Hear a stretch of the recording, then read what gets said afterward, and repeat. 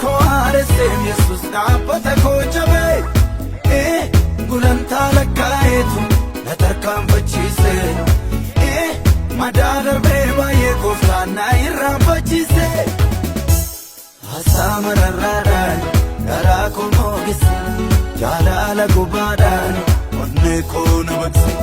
qoraasee danfiseetu dhimbiibii na baase leenji'ee lafeen koo colloome na fiigse haasaa mararraadhaan garaa koo moogesse jaalala gubaadhaan onnee koo na baqse qoraasee danfiseetu dhimbiibii na baase leenji'ee lafeen koo colloome na fiigse.